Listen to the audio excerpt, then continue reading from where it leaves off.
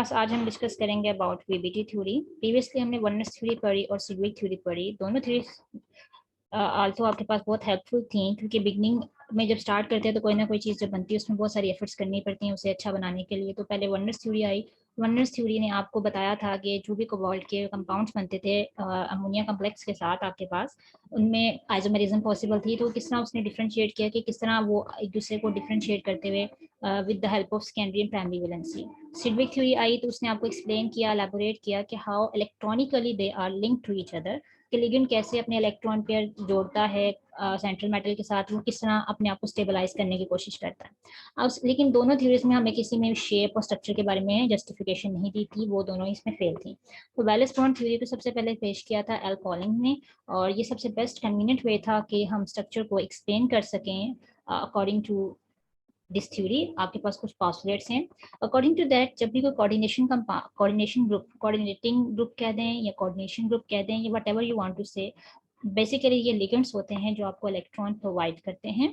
तो लिगेंड्स जब भी मेटल के करीब आते हैं, ठीक है, जब मेटल के करीब आते हैं तो मेटल के जो इलेक्ट्रॉन्स आउटर मोस्ट शेल में मौजूद होते हैं, जब भी लिगेंड्स मेटल को अप्रोच करेंगे तो मेटल का सराउंडिंग स्ट्रक्चर डिस्टर्ब होता है।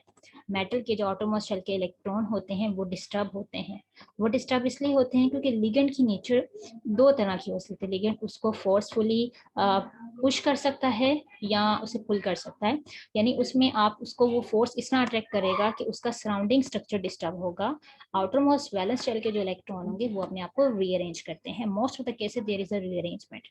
उसके बाद है जो मेटल के फ्री ऑर्बिटल्स होते हैं, खासतौर पर वैकेंट ऑर्बिटल्स sp-d। हम जब बात करते हैं लिगेंड्स इलेक्ट्रॉन प्रोवाइड करता है, तो लिगेंड इलेक्ट्रॉन देगा तो ऑटोमेटिकली मेटल इलेक्ट्रॉन लेने हैं। अब इलेक्ट्रॉन तो वो तब लेगा ना जब उसके पास कोई खाली जगह होगी। तो मेटल के अंदर खाली ऑर्बिटल्स मौजूद होते हैं जैसे sp-d। इसमें लोन पेयर के ऑर्बिटल्स जाके अटैच होते हैं और कोऑर्डिनेट कोवलेंट बॉन्ड बनाते हैं, ठीक है। ये कोऑर्डिनेशन जो बॉन्डिंग की बनती है ये उतनी तादाद में बनती है जितने नंबर ऑफ लॉन पेयर्स आपके पास आते हैं। सपोज अगर एक लॉन पेयर अटैच हो रहा है तो आपके पास एक कोऑर्डिनेट बॉन्ड है, दो अटैच हो रहे हैं लिगेंड तो दो कोऑर्डिनेट बॉन्ड है, एंड सो ऑन। जितने भी लिगेंड्स अटैच होते हैं, नंबर ऑफ लॉन पेयर्स हमारे पास आते हैं, उतने ही हम उसका कोऑर्डिनेशन नंबर या आप कहते हैं कोऑर्डिनेट बॉन्ड उसमें बनते हैं। दूसरा उसने कहा था आपके पास, तीसरा एक इंपॉर्टेंट पॉस्टुलेट, कि जो मेटल ऑर्बिटल्स होते हैं जो इलेक्ट्रॉन पेयर को एक्सेप्ट करते हैं लिगेंड से, उनमें हिब्रिडाइजेशन होती है, हाइब्रिडाइजेशन होती है। हाइब्रिडाइजेशन का मतलब है there is a intermixing of orbitals. कौन कौन से ऑर्बिटल मिक्स होते हैं?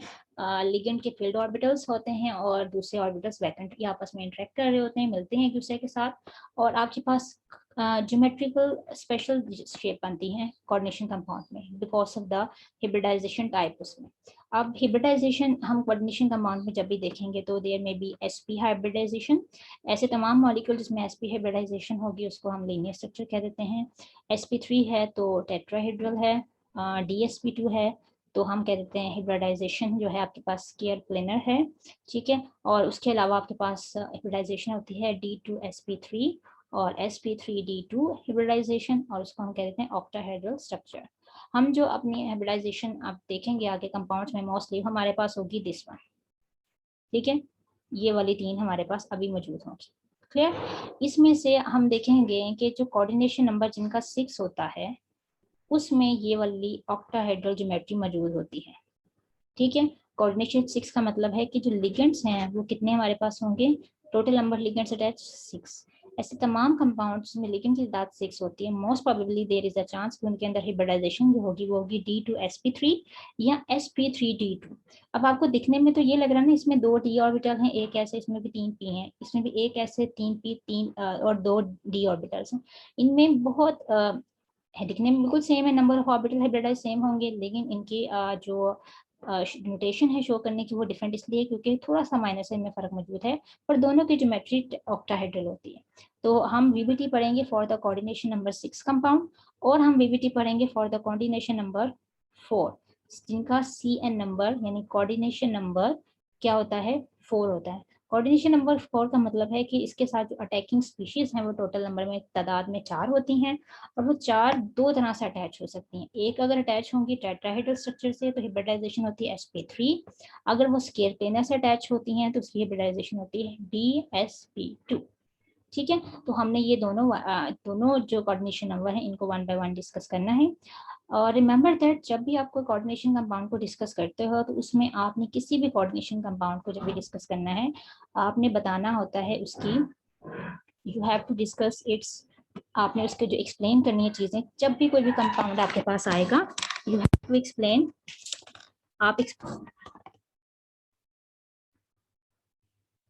इसमें एक्सप्लेन करोगे सबसे पहले आपका जो भी आप उसके बारे में बताओगे कि लिगेंड किस तरह का है, ठीक है, आप उसकी बताओगे हाइब्रिडाइजेशन क्या है, ये ऑर्डर आगे पीछे हो सकता है, मैं सिर्फ ये बता रही हूँ कि क्या क्या रिक्वायरमेंट आपको होती हैं।